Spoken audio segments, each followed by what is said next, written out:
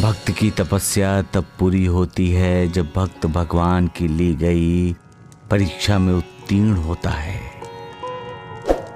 मालिक भगवान भक्त की परीक्षा में उत्तीर्ण होते देख खुश होता है, गदगद होता है। उसकी अंतरात्मा में तथास्तु निकलता है। वो तथास्तु तपस्या का फल है, वरदान है जिससे भक्त की इच्छा पूरी होती है। वरदान ही मालिक के साक्षात्कार का संकेत है, जो बताता है कि जैसा कर्म होगा वैसा ही फल मिलेगा, जैसा भाव होगा वैसी ही भक्ति मिलेगी, जैसी श्रद्धा होगी वैसा ही साक्षात्कार होगा। सब कुछ भक्त के भाव पर निर्भर है। सबका मालिक मालिक, तुम्हारी लीला किसी की समझ में नहीं आती। तुम्हारे मन में क्या है ये भी कोई नहीं जानता।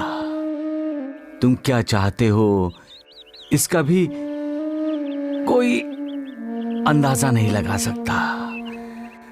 तुम तो दयालु हो, कृपालु हो, रहमदिल हो, हमेशा सबका भला चाहते हो।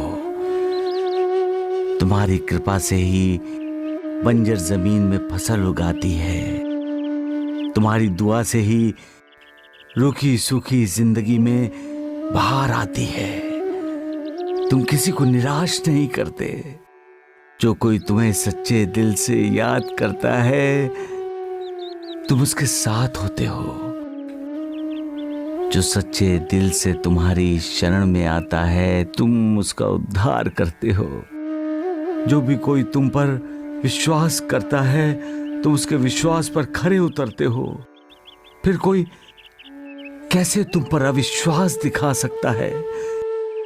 कैसे? तुम संशय संदेह से परे हो।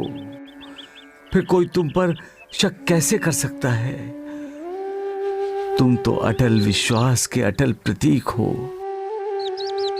सूर्य ढल जाता है परंतु मालिक तुम कभी नहीं ढलते, क्योंकि तुम्हारे ढलने का अर्थ है दुनिया का ढलना,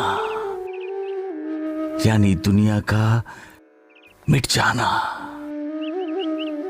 ये सब जानते हुए भी तुम्हारे भक्त तुम पर शक जाहिर करते हैं, क्योंकि वो तुम्हारे संकेत नहीं समझ पाते, तुम्हारा मन नहीं पढ़ पाते। तुम क्या करने जा रहे हो ये नहीं जान पाते। मालिक उन्हें क्षमा कर देना मालिक, उन्हें माफ कर देना मालिक। हाँ, माफ कर देना। सबका मालिक हे